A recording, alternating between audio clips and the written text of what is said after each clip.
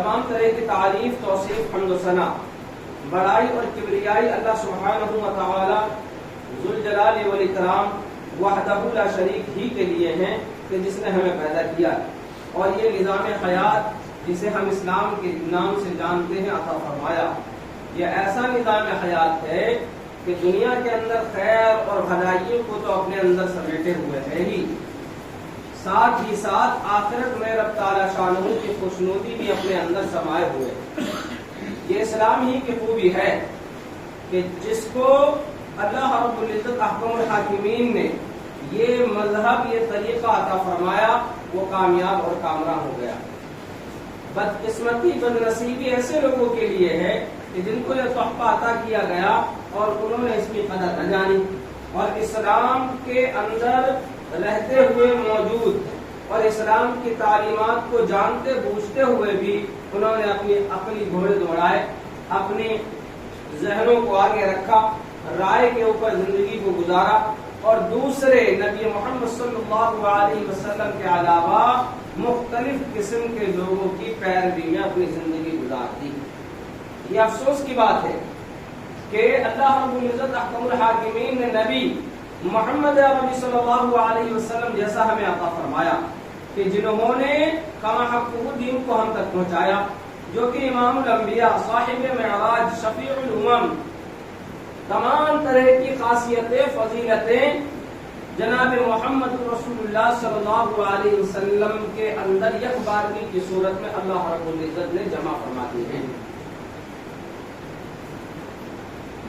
یہ صفات اور یہ فضیلتیں اس بات کی حامل ہیں کہ یہ محمد جس امت کی طرف بھیجے جا رہے ہیں وہ امت خاص و خاص ہے۔ تمام امتوں میں وہ سردار ہے، سب کی اگوائی کرنے والی امت ہے، اور تمام امتوں میں سب سے چہیتی اور پسندیدہ امت ہے۔ جبھی ان کی جانب ایسے کلام کو نازل کیا جا رہا ہے جو اب سے پہلے نازل نہیں ہوا، اسی لیے ایسے نبی کو بھیجا جا رہا ہے جو سب سے افضل ہیں، اور پھر قیامت تک اس کے بعد انبیاء علیہ السلام کا سلسلہ ختم، آسمانی کتابوں کا سلسلہ بند۔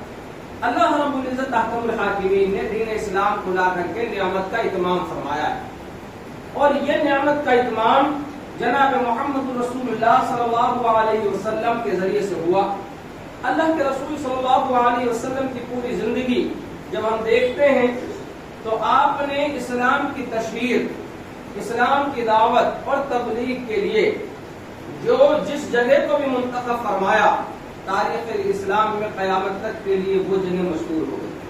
چاہے مکہ مکرمہ کے اندر دار ارقم کے نام سے جو ان کا گھر تھا، جس کے اندر چھپ کر نمازیں ادا کی جاتی تھی، اسلام کی تعلیمات لی جاتی تھی، وہ ہو، یا پھر مدینہ ہجرت کرنے کے بعد مسجد کا قیام، وہ چاہیں کوئی سی بھی مسجد ہو جس کو نبی محمد صلی اللہ علیہ وسلم نے پہلی مرتبہ تعمیر فرمایا۔ چونکہ مسجد کے اوپر گفتگو چل رہی ہے 3 جمعوں سے، یہ تیسرا یا چوتھا جمعہ ہے۔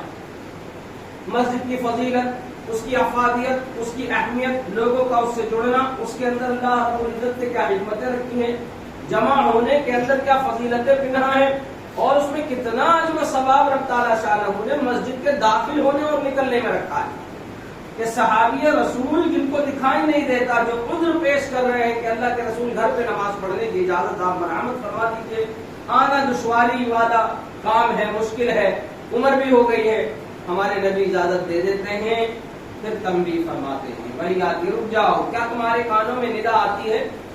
آذان کی آواز پڑتی ہے، کہاں اللہ کے رسول آذان کی آواز تو گھر تک پہنچ جاتی ہے، کہا پھر مسجد میں آنا ہوگا۔ اسی مسجد کی فضیلت، اہمیت، افادیت کے اوپر 3 جمعے ہم نے سنائی دیا۔ کلام مجید کی روشنی میں اس کی فضیلت، جناب محمد رسول اللہ صلی اللہ علیہ وسلم کے فرمان فرمودات کی روشنی میں اس کی اہمیت، کہ کس طریقے سے مسجد محبت اور الفت کو قائم اور دائم رکھنے کے لیے انتہائی ضروری ہے، جہاں تمام طرح کے لوگ اپنے گلے شکوے مٹا کر کتنی ہی پرانی سے پرانی دشمنی کیوں نہ ہو، اگر وہ صف میں ایک شخص آ کر کھڑا ہوا ہے اور دوسرا اس کا دشمن، اس سے جس سے وہ نالا ہے، پریشان ہے، وہ آ کر کھڑا ہو جائے تو دونوں ساتھ میں ہی کھڑے ہوں گے۔ اب وہ جگہ بدلنے کا قائل اور مجاز نہیں ہے، یہ اللہ کا گھر ہے، اللہ نے ان کی نسبت اپنی جانب کی ہے، بیت اللہ یعنی اللہ رب العزت کا گھر، اس میں آنے والا ہر ایک شخص اللہ کا مہمان ہے اور اس کی ذمہ داری ہے، جو اس کا انتظام دیکھنے والے ہیں، جو اس کے خبرگیری رکھنے والے ہیں، ان کی ذمہ داری ہے کہ تمام طرح کی سہولتیں وہ مہیا کی جائیں۔ اب اسی مسجد کے اندر آنے والوں میں جہاں عوام اور خواص کی خاصی بڑی تعداد ہوتی ہے، وہیں امام اور مؤذن کا بھی کردار مسجد سے علیحدہ نہیں ہے۔ آج کے جمعے میں امام اور مؤذن کے تعلق سے جناب محمد رسول اللہ صلی اللہ علیہ وسلم کے بعض فرمودات جانیں گے، ان کا مقام اور مرتبہ اللہ رب العزت نے اسلام کے اندر اور مسلمانوں کے درمیان کیا رکھا ہے اس کو سمجھیں گے۔ اور آج ہمارے معاشرے میں ان امام اور مؤذنین کی جو حالت زار ہے، یہ لمحے فکریہ کیوں ہے اور یہ حاشیے پر کیوں ہے، ان کی وجوہات کو تلاشیں گے۔ اسلام میں اور مسلم معاشرے میں امامت ایک منصب جو رہا ہے وہ بڑا ممتاز اور فائز جو ہے مقام رکھنے والے لوگوں کے لیے عام اور خاص ہر طبقے میں عزت اور احترام کی نگاہ سے دیکھے جانے والا منصب ہے، اور یہ منصب اس حد تک انتہائی عزیز اور اہمیت کا حامل ہے کہ زیادہ پرانی بات اگر آپ نہ کریں تو ماضی قریب کے اندر ہی یعنی حال ہی کے 100 200 300 سالوں میں دین اور دنیا کے کئی اہم کارنامے انجام دینے والے مساجد کے یہ ائمہ ہی تھے اور مؤذنین ہی تھے۔ یہ مساجد کے ممبروں سے ہی بڑی بڑی تحریکوں کی ابتدا ہوئی ہے، چاہے وہ تحریک آزادی کیوں نہ ہو ہندوستان کے اندر اور دیگر دوسرے ممالک کے اندر مختلف قسم کی برائیوں کا قلع کما کرنے کے لیے جو سب سے بہترین کارگر مؤثر جگہ رہی ہے وہ مساجد کے ممبر ہیں، اور اس میں سب سے اہم رول جس شخص نے ادا کیا ہے وہ مسجد کا امام ہے۔ امام اور مؤذنین کی اہمیت اور فضیلت کو اللہ رب العزت احکم الحاکمین کے نبی نے اپنے قول و عمل کے ذریعے سے صحابہ کرام رضوان اللہ علیہم اجمعین کے لوگوں کے دلوں میں بٹھایا تھا کہ امام کی فضیلت اور اہمیت کیا ہے اور مؤذنین یہ کیا مقام اور مرتبہ سماج اور معاشرے کے درمیان رکھتے ہیں۔ نبی محمد صلی اللہ علیہ وسلم نے رفتہ رفتہ کر کے صحابہ کے دلوں میں بٹھایا تھا۔ آپ جانیے جناب محمد رسول اللہ صلی اللہ علیہ وسلم کے فرمان سے یہ بات واضح ہو جاتی ہے۔ ہمارے نبی محمد عربی صلی اللہ علیہ وسلم نے فرمایا انما جعل الامام لیتم بہ، رواہ ابن حزم ورواہ ابو داؤد، کہ امام اس لیے بنائے گئے ہیں تاکہ ان کی اقتدا کی جائے، ان کی پیروی کی جائے۔ ظاہری معنوں میں تو مفہوم یہی ہے اس حدیث مبارک کا کہ نماز کے دوران امام کی اقتدا کی جائے، جس طرح کے ارکان وہ ادا کر رہا ہے مقتدی کے لیے لازم و ضروری ہے کہ اسی طریقے کے وہ ارکان ادا کرے۔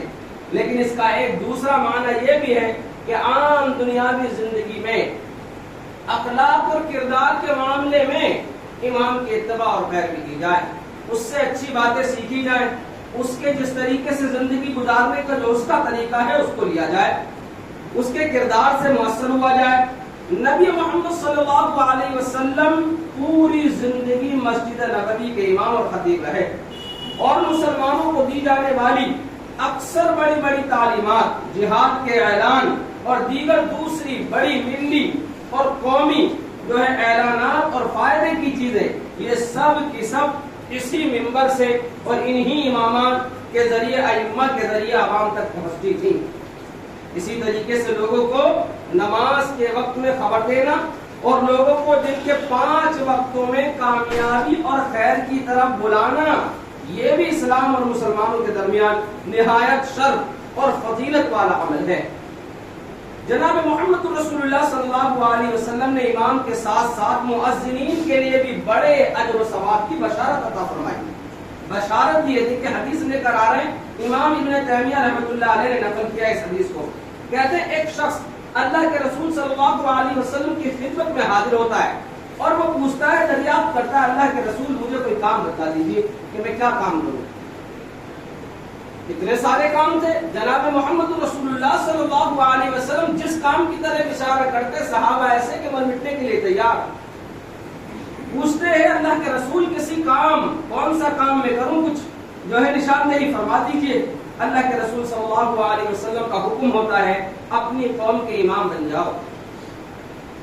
کیا کام کروں؟ اللہ کے رسول مرحمت فرمائے تھا اپنی قوم کے امام بن جاؤ۔ اس شخص نے سوچا اتنا بڑا منصب، اتنا بڑا عہدہ میں کیسے لوں گا، اس کے قابل ہوں۔ اللہ کے رسول اگر امام بننا ممکن نہ ہو تو پھر کیا کروں، اور کوئی دوسرا کام بتلا دیجیے جو کروں۔ اللہ کے رسول صلی اللہ علیہ وسلم نے پھر فرمایا کہ پھر ایسا ہے تو پھر تم مؤذن بن جاؤ۔ امام ابن تیمیہ اس حدیث کو لے کر آئے، پھر تم مؤذن بن جاؤ۔ یہ فضیلت جناب محمد رسول اللہ صلی اللہ علیہ وسلم کی نگاہ میں ہے، امام اور مؤذنین کی۔ اس حدیث سے جو معلوم ہوتا ہے کہ اللہ کے رسول کی نگاہ میں امامت اور مؤذنی ایک اعلیٰ اور شرف والا عمل ہے۔ امام ترمذی رحمۃ اللہ علیہ اپنی سنن کے اندر حدیث نقل فرماتے ہیں کہ اللہ کے رسول صلی اللہ علیہ وسلم نے فرمایا 3 قسم کے لوگ قیامت کے دن مشک کے ڈھیر پر ہوں گے۔ یہ مشک جو ہم ہلکی سی لگا لیتے ہیں، دنیاوی کی پوری مسجد معطر ہو جائے، غریب مجھوں سے گزرے تو پوچھنے والے پوچھے کہ کوئی گزرا تھا کیا، وہ مشک فضیلت بتلانے کے لیے بتلایا جا رہا ہے۔ نبی محمد نے فرمایا بروز قیامت 3 قسم کے لوگ مشکوں کے ڈھیروں پر ہوں گے۔ وہ 3 قسم کے لوگ کون سے ہیں؟ فرمایا نبی محمد صلی اللہ علیہ وسلم نے پہلا شخص وہ ہے کہ جس نے اللہ کے اور غلاموں کے حقوق ادا کیے ہوں۔ اللہ کا حق ادا کیا ہو۔ اللہ کا حق کیا ہے؟ عبادت کرنا، اس کی ذات میں کسی کو شریک نہ ٹھہرانا، اور سارے حقوق۔ اور جس نے غلاموں کے حق ادا کیے ہوں، بندوں کے حق ادا کیے ہوں، ماتحتوں کے حق ادا کیے ہوں، ان کو بٹھایا جائے گا۔ دوسرا وہ شخص ان مشک کے انبار پر بیٹھے گا جس نے لوگوں کی امامت کی ہو اور اس کے مقتدی اس کی امامت سے خوش ہو، اس کے نماز پڑھانے سے، اس کے عید کی نماز خطبہ دینے سے، مسجد میں آنے جانے سے مقتدیوں کو کوئی اعتراض نہ ہو، دلی کوئی خلش نہ ہو قرآن اور حدیث کی روشنی میں۔ تو ایسا امام جو ہے وہ مشک کے ڈھیروں پر بٹھایا جانے والا ہے۔ وہ شخص، تیسرا شخص وہ شخص کہ جس نے روزانہ لوگوں کو 5 وقت نماز کی دعوت دی ہو، یعنی جو آذان دیا کرتا تھا۔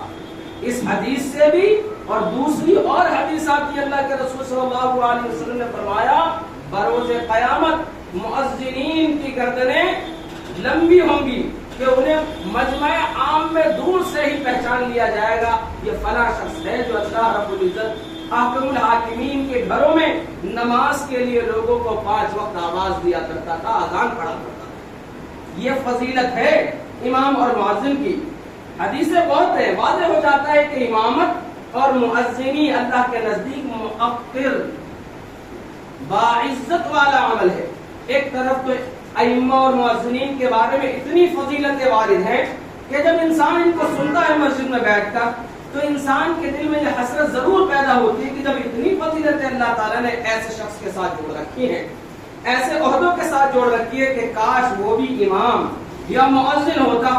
لیکن دوسری طرف ہم موجودہ وقت میں اپنے معاشرے کے اماموں اور مؤذنوں کی صورتحال اور ان کے ساتھ لوگوں کے رویے کو جب ہم دیکھتے ہیں، مشاہدہ کرتے ہیں تو لا محالہ بہت تکلیف ہوتی ہے کہ اتنی فضیلتوں کے بعد بھی اگر تمام عوام و خاص اس بات کی دل میں حسرت پیدا نہ کر پائیں کہ کاش میں امام ہوتا۔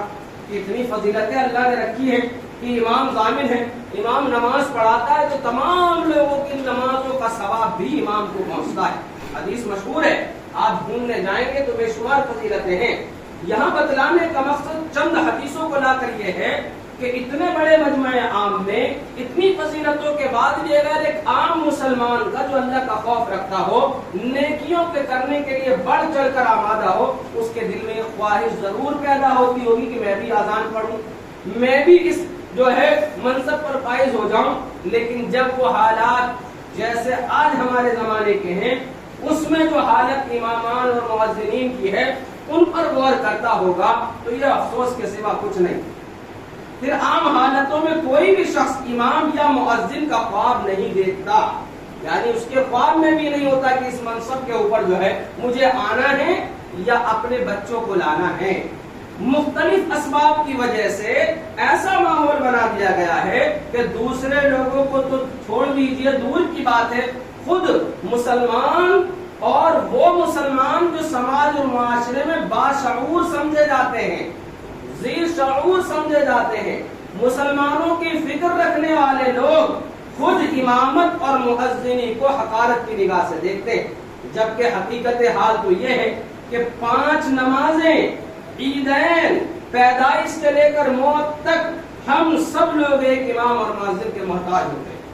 ہر خوشی اور غمی کے موقع پر ایک امام کی ضرورت، ایک مؤذن کی ضرورت درپیش ہوتی ہے۔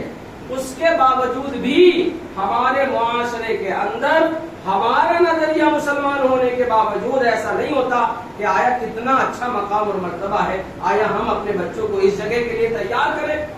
یہ نہیں ہوتا ہے۔ ہمارے ذہنوں میں کیا تصویر ہے کہ ہم اپنے بچے کو ڈاکٹر، انجینئر اور اسی طریقے سے سائنٹسٹ، تاجر اور اسی طریقے سے دکاندار اور بڑی بڑی ڈگریوں والا بنائیں گے۔ اس میں کوئی برائی اور مضاحکہ نہیں ہے۔ یہ بری بات نہیں ہے کہ ہم کسی فن کے لیے اپنے بچوں کو منتخب کریں یا ذہن میں لائیں، لیکن اس کے پس پردہ جو سوچ چل رہی ہے وہ کیا ہے، اس کو جاننا انتہائی ضروری ہے۔ ہم کیوں ان منصبوں کے لیے، جس کے لیے حضرت ابراہیم علیہ السلام دعا مانگ رہے ہیں کہ اللہ رب العزت میری اولاد کو وجعلنا للمتقین اماما، متقیوں کا امام بنا دے۔ وہ ابراہیم جو ہمارے نبی جن کے لیے کہتے ہیں کہ یہ میرے والد ہیں، یہ میرے ابا کی سنت ہے، ابراہیم ہمارے والد ہیں، لہذا وہ دعا کرتے ہیں اپنے اولاد کے لیے کہ ان کو متقیوں کا امام بنا۔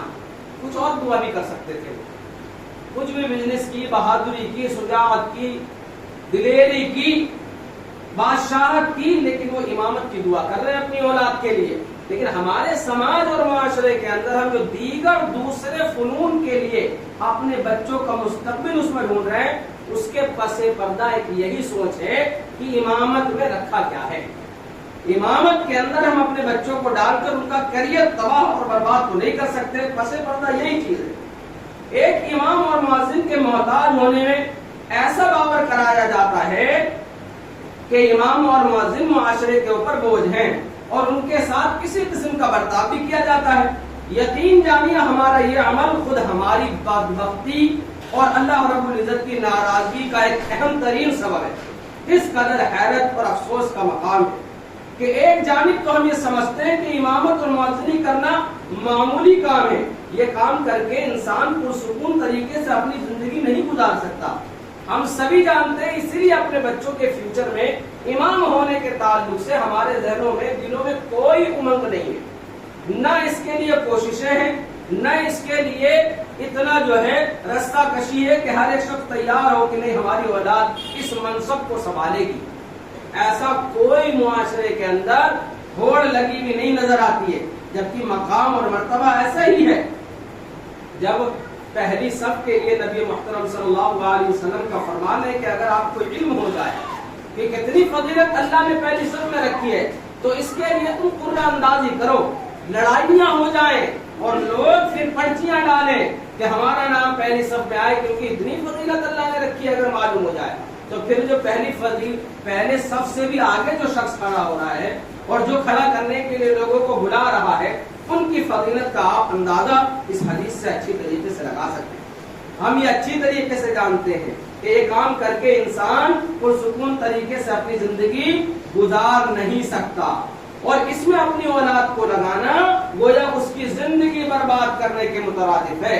بس اس وقت مسلمانوں میں بے شمار سماجی جو بھی اصلاحات کے ساتھ کام ہو رہے ہیں اور ان کی اچھائی کا، سدھرائی کا، اسی طریقے برائیوں سے روکنے کا کام ہو رہا ہے، ضرورت اس بات کی ہے کہ ایک اہم کام یہ بھی ہو کہ لوگوں کے دلوں میں اماموں اور مؤذنوں کے لیے فکر اور احترام کا جذبہ پیدا کیا جائے، ایسا جذبہ جو اللہ کے رسول محمد عربی صلی اللہ علیہ وسلم اپنے حدیث کے ذریعے سے لوگوں کو باور کرانا چاہتے ہیں۔ نقطے کی بات یہ ہے کہ جب اللہ رب العزت حاکم الحاکمین کے گھروں کی تعمیر ہوتی ہے، جب اس کے بنانے کے لیے زمین خریدی جاتی ہے، دیواریں کھڑی کی جاتی ہیں، تو سماج اور معاشرے کا امیر سے لے کر کے انتہائی فقیر طبقہ بھی مسجد کے اندر کنٹریبیوٹ کرنے کے لیے تیار کھڑا ہوتا ہے.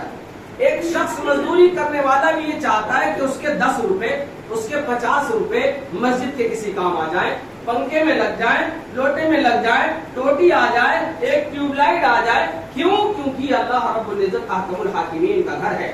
لہذا اس کی تعمیر میں, اس کی خوبصورتی میں لاکھوں کروڑوں روپے دل کھول کر خرچ کرتے ہم مسلمان. اور ہر ایک شخص کی یہی نیت ہوتی ہے کہ آیا نمازیوں کو, مسجد میں آنے والے لوگوں کو کسی قسم کی ذرہ برابر بھی تکلیف نہ ہو. لہذا ہم دیکھتے ہیں کہ سردی کے ایاموں میں گرم پانی کا انتظامات, اسی طریقے سے گرم قالین کے انتظامات ہر مسجد کے اندر ہر ذمہ دار شخص جو ہے اس کو محسوس کرتا ہے اور کوشش کرتا ہے. اس انتظامات میں چاہے لاکھوں روپے خرچ ہوں, اگر مساجدیں بڑی ہیں خوب لمبی چوڑی تو اور زیادہ بھی خرچ ہوں, کوئی اس کی بات نہیں سمجھتے. اسی طریقے سے گرمی کے دنوں میں اے سی اور ٹھنڈا کرنے کے ذریعے ٹھنڈے پانی کی مشینیں اور آرام اور سکون اور راحت کے سارے اسباب مہیا کرانے میں ہم مسلمان سہولت دستیاب کرنے میں پیچھے نہیں ہٹتے کہ نمازیوں کو تکلیف نہ ہونے پائے. لیکن جب یہی لوگ جو لاکھوں کروڑوں روپے مسجد کی تزئین کاری پر خرچ کر سکتے ہیں, ٹائلوں پر اور دیگر دوسری خوبصورت کرنے والی چیزوں پر, جب امام کی بات آئے, جب مؤذنین کی بات آئے, تو یہی 200 روپے کے لیے, 1000 2000 روپے کے لیے بگلے جھانکتے نظر آتے ہیں. ان کو ایسا لگتا ہے گویا یہاں پیسہ صرف کرنا جو ہے وہ رائے گا ہوگا. یاد رکھیے کہ ان کی تنخواہیں بھی بہتر کی جائیں, اس کی فکر ہونی چاہیے. آج کا دور تو اتنا مہنگا ہے کہ لاکھوں کمانے والے لوگ بھی پریشان حال ہیں, وہ بڑے بمشکل اپنا گزر بسر کرتے ہیں, پریشان رہتے ہیں. تو پھر کیا ہم مسلمان جو لاکھوں کروڑوں روپے مساجد پر خرچ کرنے میں عار محسوس نہیں کرتے, اپنے امام اور مؤذن کی تنخواہیں اس حد تک کہ جس سے وہ گزر بسر اپنی زندگی کا چلا سکیں, کیا دینے کے اوپر قادر نہیں ہیں؟ اور یہ ایک مسجد کی بات نہیں کر رہا ہوں میں, یہ مطلب نہیں ہے کہ امام صاحب نے ایک ٹاپک لیا ہے تو اس مسجد کی بات ہے, یہ پورے معاشرے کی بات ہے. ہر ایک شخص اس کو سمجھتا ہے, جانتا ہے, فیل کرتا ہے, محسوس کرتا ہے, لیکن اس کے تعلق سے کوئی کام آگے بڑھانے کو تیار نہیں, کوئی قدم آگے بڑھانے کے لیے تیار نہیں. گفتگو ہوتی ہے, سنتے واٹس ایپ پر میسج آتا ہے, اچھا اتنی کم, اتنے پریشان ہو, اچھا بھائی اس کے لیے کچھ کرنا چاہیے, اور یہ میسج اسکرول کر کے آگے اب تم کون اور میں کون. یہ مسئلہ جو ہے آج کل ہم نے اپنی تکلیفوں پریشانیوں کا بنا رکھا ہے. پھر ایسی صورت میں ہوتا کیا ہے, اس سے بگاڑ بہت سارے سماج اور معاشرے میں پیدا ہوتے ہیں. امام اور مؤذنین کا معاملہ پھر اس طریقے سے ہو جاتا ہے, وہ مسجد کو ثانوی درجے میں یا ثالثی درجے میں رکھتے ہیں کہ بھئی یہ پارٹ ٹائم ہے, ٹھیک ہے, باہر کی چیزیں دیکھ لیتے ہیں, یہاں بھی کچھ کر لیں, وہاں کچھ کر لیں, وہاں کچھ کر لیں, اور پھر بھاگے دوڑے گھوم رہے ہیں. نماز سے پہلے 2 منٹ, اب وہ مؤذن صاحب ہیں موجود نہیں ہیں, یہ ہو رہا ہے وہ ہو رہا ہے, کیا اتنے کم میں گزر بسر کیسے ہوگا؟ یہ سوچنے کا مقام ہے, عبرت کا مقام ہے کہ جہاں ہم اتنے اچھے انتظامات کر سکتے ہیں, وہاں امام اور مؤذنین کے دیے جانے والے تحفے آخر اتنے کم ہم نے کیوں رکھے ہوئے؟ اور یہ رکھنے کی وجہ یہ نہیں ہے کہ ہمارے پاس ہے نہیں, موجود ہونے کے باوجود کم کیوں ہے؟ جب بھی اس تعلق سے گفتگو ہوتی ہے, معاشرے کے سب سے کمتر درجے والا جو مزدور ہے اس کی تنخواہ کے ساتھ موازنہ کیا جاتا ہے. کتنے حیرت اور افسوس کا مقام ہے کہ وہ شخص جو سماج اور معاشرے میں معزز ہے, نبی محترم جس کی تعریف فرما رہے ہیں, جو نائب رسول ہے, جو اللہ کے رسول محمد عربی صلی اللہ علیہ وسلم کا نائب نیابت کرنے والا ہے, اچھائی کی طرف لوگوں کو بلانے والا ہے, جس پر ہماری نمازوں کا دار و مدار ہے. اللہ کے رسول صلی اللہ علیہ وسلم کا فرمان, الامام ضامن, امام ضامن ہے تمہاری نمازوں کا. اس کا مطلب یہ ہے کہ امام جتنا بہتر طریقے سے اللہ کو یاد رکھے گا, ہماری نمازوں کا ثواب اسی کے ساتھ جڑا ہوا ہے.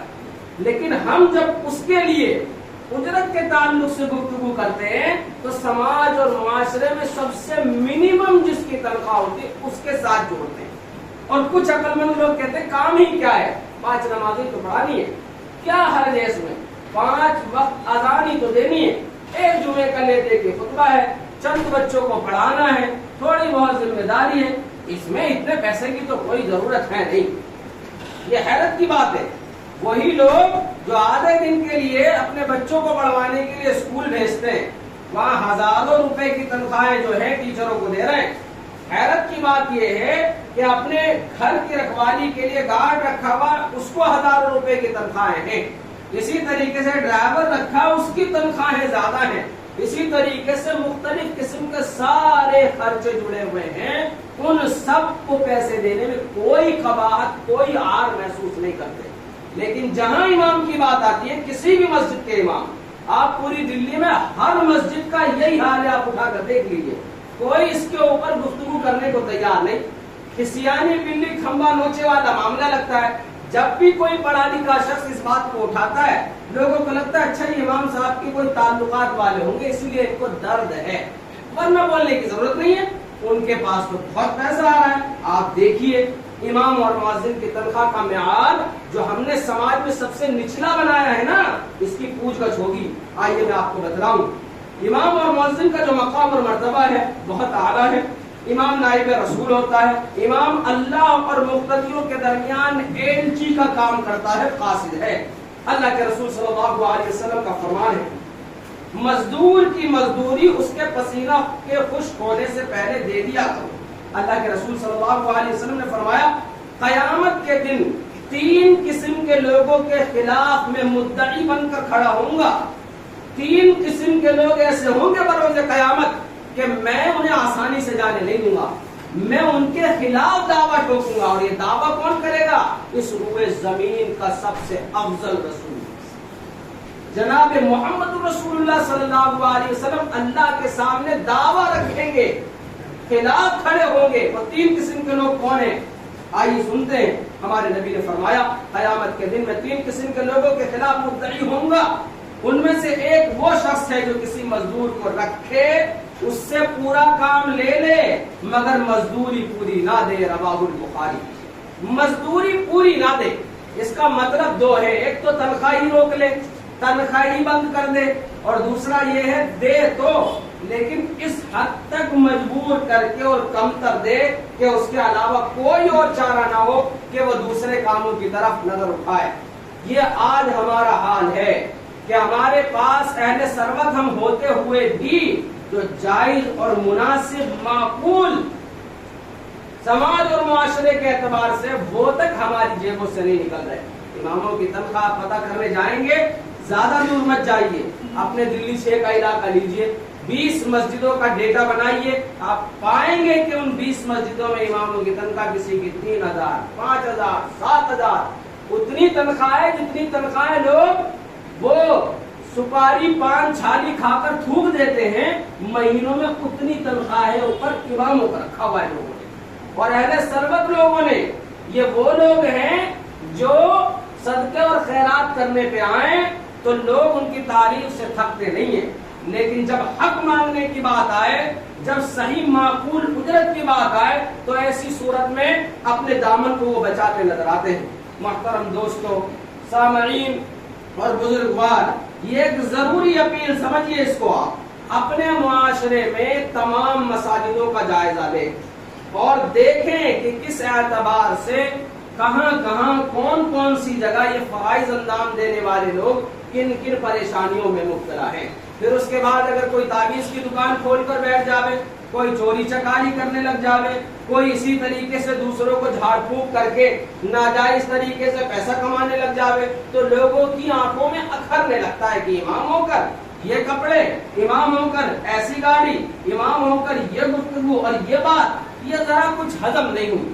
سوچنے کی بات ہے کہ ہم نے ٹیچر سے بھی گئے گزرے، ایک مزدور کی عام مزدوری سے بھی گیا گزرا ان کو بنا رکھا ہے، جبکہ اللہ کے یہاں ضرور بھی ضرور یہ سارے ائمہ ایک طرف کھڑے ہوں گے اور تمام ذمہ داران ایک طرف ہوں گے کٹہرے میں مجرم کی مانند، اور یہ ضرور ان سے سوال کیا جائے گا۔ اور نبی صلی اللہ علیہ وسلم کا فرمان بخاری شریف کا میں نے پڑھا ہے، اس کے اکارڈنگ وہ سارے لوگ آ جاتے ہیں جو تنخواہوں کو کم رکھتے ہیں اور بڑھانے کے لیے ذرہ برابر بھی آگے نہیں بڑھتے۔ وہ تنخواہ جو معقول ہے، یہاں لاکھوں کی بات نہیں ہو رہی، یہاں منیمم میں معقول کی بات ہو رہی ہے.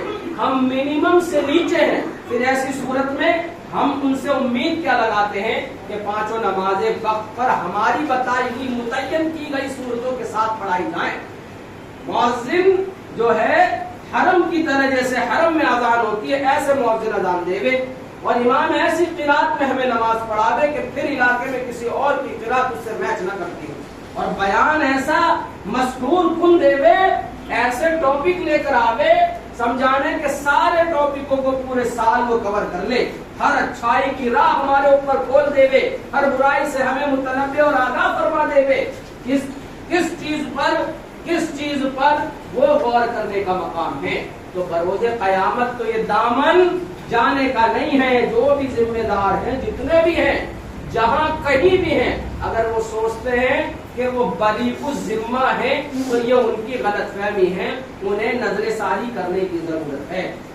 امام چاہے وہ مؤذنین ہوں کہ جن کے کام کا اگر آپ جائزہ لیں، مؤذنین کے کام کا آپ جائزہ لیں تو سوائے امام کے علاوہ ایک مؤذن کو خادم بھی وہی ہے، صفائی کرنے والا بھی وہی ہے، دھلائی کرنے والا بھی وہی ہے. کہو تو گھر کے اس سے سبزیاں منگا لے، اس سے گھروں کے کام کروا لے، اس سے کیوں؟ کیونکہ وہی ایک اکلوتا مؤذن ہے، وہی کام کرے گا. خادم نہیں ہے مسجد کے اندر. آپ غور کریں، یہ مقام رکھا ہوا ہے ہم نے ہماری مساجدوں کے اندر. اللہ ماشاءاللہ ایک دو اگر مسجدیں ایسی نکل جائیں کہ صرف اذان پڑھوائی جاتی ہو، اس کے علاوہ کچھ نہ کروایا جاتا ہو، تو اس کی بات یہاں نہیں ہو رہی ہے. یہاں دلی کی تمام مساجدوں کی بات میں بچپن سے دیکھتا ہوا آ رہا ہوں اور 40 سال عمر ہو گئی، ان سب کی ہو رہی ہے. میں جس علاقے سے آتا ہوں لکشمی نگر، 4 مسجدیں، چاروں میں امام مؤذن کا وہی حال ہے. پریشان حال کہہ دیا متولیہ نے کھڑے ہو جاؤ تو کھڑے بیچارے، بیٹھ جاؤ تو بیٹھ گئے بیچارے. یہ حال ہے جگ کا. یہ کیسے کوڑا پڑا ہوا ہے، یہاں کیسے یہ لائٹ چل رہی ہے، یہاں جالا کیسے لگا ہوا ہے، اور یہ پانی کیسے نکل رہا ہے. یہ ذمہ داری کوئی مؤذن کی ہے؟ مؤذن کی ذمہ داری اذان پڑھنے کی ہے اور انتظامات کرنے والے منتظمین کو متنبہ کرنے کی کہ بھائی یہ کام ہو رہا ہے. یہ ہے مقام اور مرتبہ. تو جیسا ہم نے ان کو رکھا ہے قرآن اور حدیث میں جو ان کا مقام اور مرتبہ ہے، اس سے کم تر تو ہم نے جانا ہوا ہے. ہم نے اپنے آگے کسی کو سوچا ہی نہیں ہے. لہذا اس طرف غور کرنے کی بات ہے. کہیں ایسا نہ ہو کہ اللہ رب العزت احکم الحاکمین اسی سوال کے زمرے میں جو ہے ہمیں روک لے میں، اور ساری نیکیاں ایک طرف اور یہ جواب دینا ایک طرف کہ تم تمام دنیا کی خیر اور بھلائی کو کام کرتے رہے، اور اپنے علاقے اپنے گھر کی مسجدوں کے ائمہ اور مؤذنین کی طرف سے نظریں تو جو ہے تم نے پھیر لی. یہ کہاں تک ممکن ہے؟ پھر اس کے بعد جو ہے آپ نے بتایا نہیں، آپ نے کہا نہیں. بہت ساری باتیں آپ کو یوٹیوب فیس بک پہ مل جائیں گی. ڈیٹا بہت ہے، باتیں بہت ہیں، حقیقت بہت ہے. سوچنے کی بات یہ ہے کہ اس پر ایکشن کیسے لیا جائے. کب تک ہم اس سے خواب غفلت میں جیتے رہیں گے؟ اللہ تبارک و تعالی عز و جل سے دعا اللہ تعالی صحیح معلوم ہے ہمیں دین اسلام پر چلنے کی توفیق عطا فرما دے. جب تک زندہ رکھے دین پر، ایمان پر، اسلام پر زندہ رکھے، اور جب خاتمہ فرماوے تو دین اور اسلام پر فرماوے. سبحان ربک رب العزت عما یصفون وسلام علی المرسلین والحمد للہ رب العالمین برحمتک یا ارحم الراحمین. اقول قولی ھذا استغفر اللہ لی ولکم اجمعین.